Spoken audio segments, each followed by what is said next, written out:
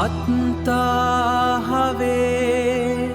ජිතං සෙය්යෝ තමන් තමන්ටම නාතයෙක් විය යුතුය.